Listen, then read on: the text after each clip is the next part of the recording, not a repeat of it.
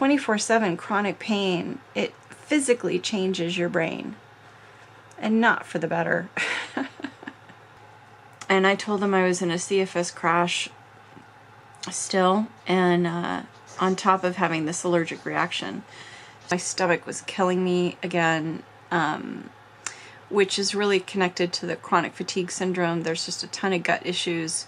So it really wasn't anything that they could fix, which I tried explaining.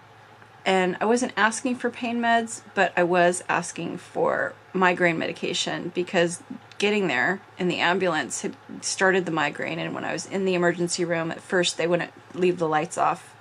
They had all the lights on while they were checking me out and everything, of course. And migraine, solid migraine by then.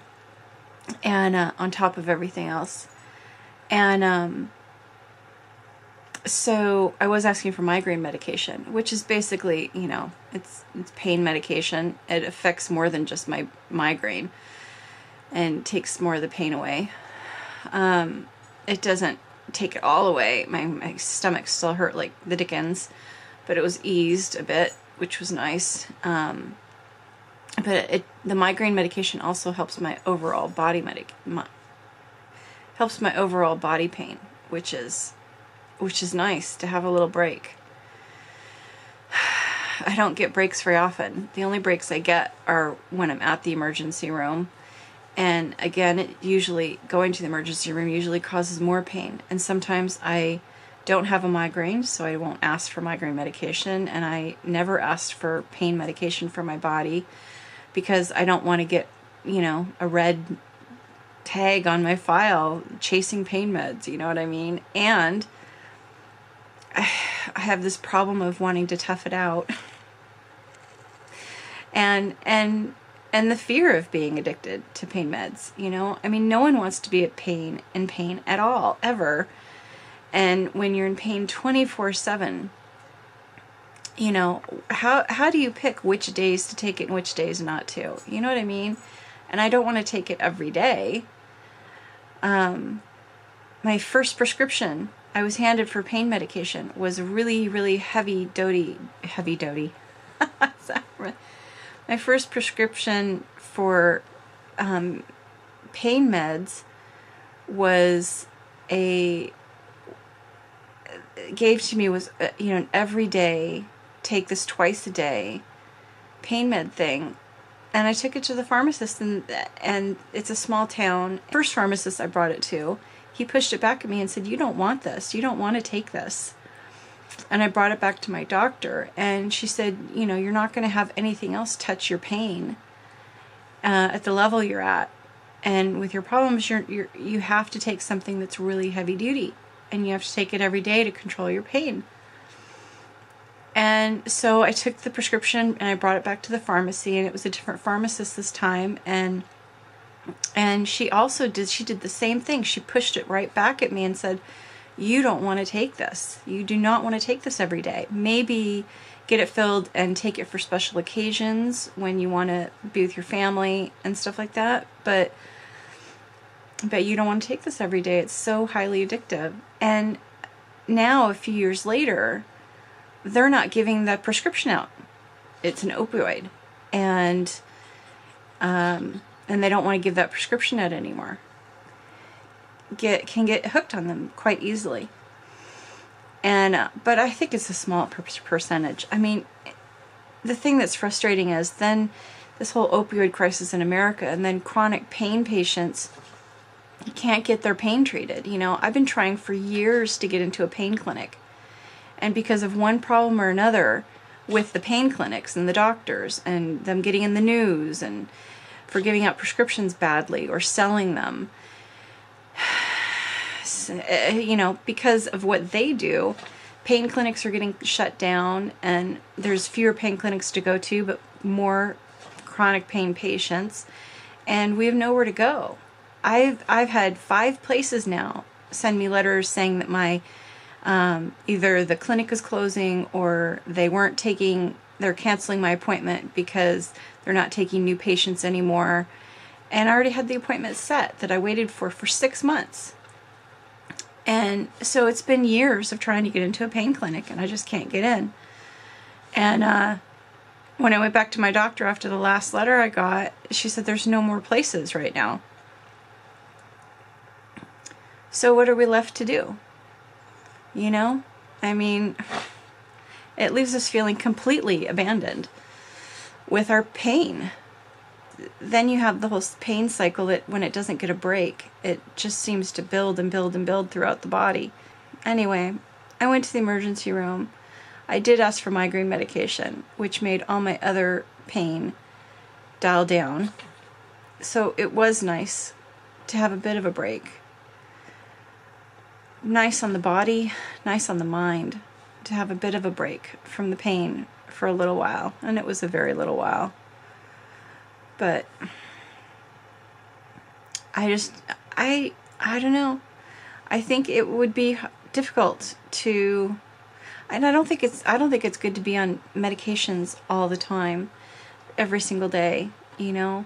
I like to give my body a break when I can from medications. The one I'm currently on, my pre-migraine medication, makes you lose your hair. Not too thrilled about that. And it saves me like maybe 5 migraines a month. So I still have like 15 to 20 migraines a month. So honestly, I don't know if it's worth it losing the rest of my hair for it. I mean, I already have, I'm down to about 1/3 of the hair on my head that I have always had. It doesn't just stay here with the hair loss. I still have my eyebrows. And stop me if I've told you this before. You don't need to hear my stories on repeat. But like, I could totally see how easy it is to get addicted to pain medications. Oh, my memory's all jumbled. But at some point around then, I ended up in the emergency room for something. I can't remember what. An allergic reaction, or it was something unrelated to the pain, but I was having a ton of pain. And so they gave me pain medication without asking, because I was screaming a lot. Right. So it was like the first time in like 2 years that I was without pain. Like, it did everything. It got rid of all the pain everywhere for a good solid 20 minutes before it started creeping back in different places.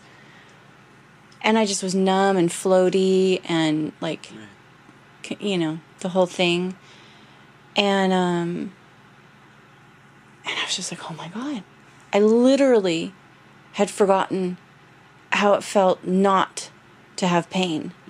I thought I remembered what it was like to have my body before, but it wasn't until all the pain was gone for that brief period that I realized I had totally forgotten what that felt like. And it was so lovely. And then the pain started creeping back in. And it's like when the pain came back, it was so much worse than it was before, because I'd had a break of not having the pain.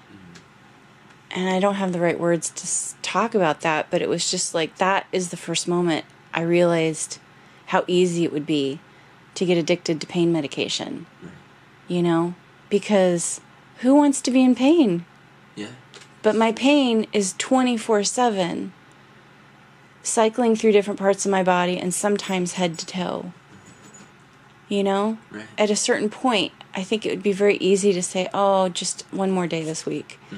Just another break, you know? But what's abusing? You know, when you have pain 24/7... Abuse is generally taking more or more frequently than the doctor would prescribe you. Yeah, that's true. So as long as you stay within the prescription, okay, I would imagine you're okay.